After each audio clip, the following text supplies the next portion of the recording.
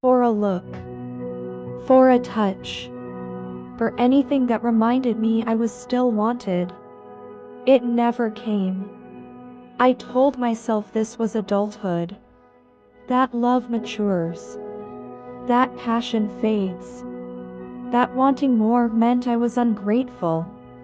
So I started shrinking my needs. I stopped asking, stopped expecting, stopped hoping. I became quiet, easy, low maintenance, and slowly invisible. My body noticed before my mind did. I started getting sick all the time. Headaches that wouldn't go away. A constant tightness in my chest. Doctors ran tests. Everything came back normal. Of course it did. The problem wasn't physical. It was emotional starvation. Therapy didn't give me answers at first. It gave me mirrors. One day my therapist asked me something simple. If nothing ever changes, could you live like this for the rest of your life? I tried to say yes, but my throat closed. And that's when I knew. I didn't want Evan.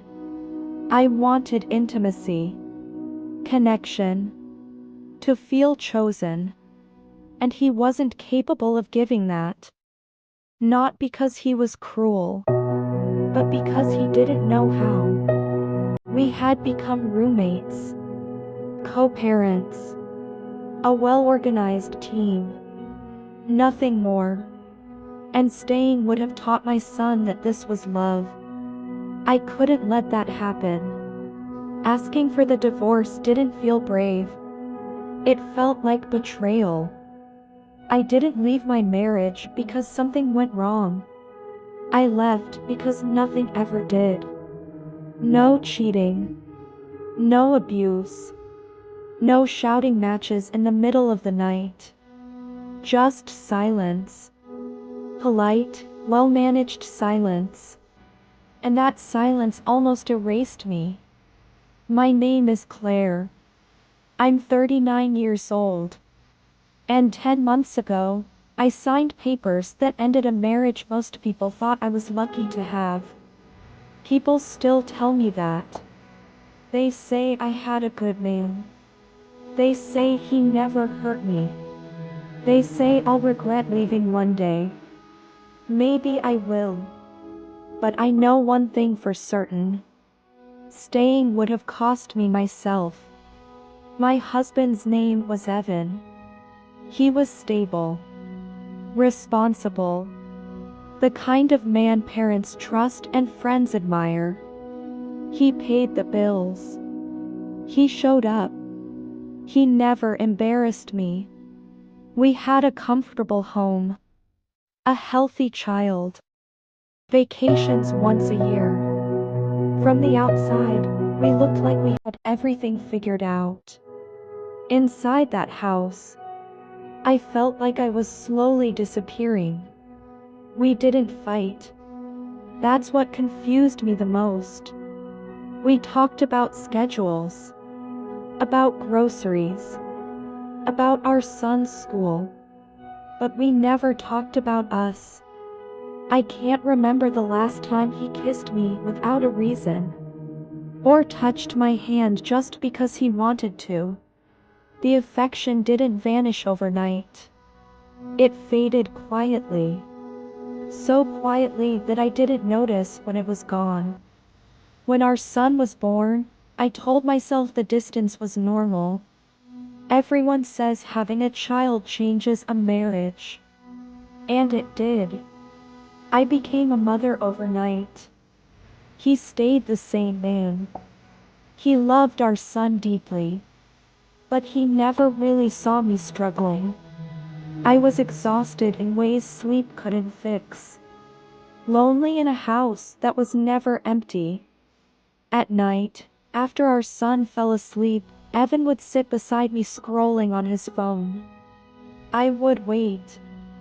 When I told Evan, he didn't yell. He didn't beg. He just looked confused. "I thought we were fine," he said. That sentence broke me more than any argument ever could. The first weeks alone were brutal.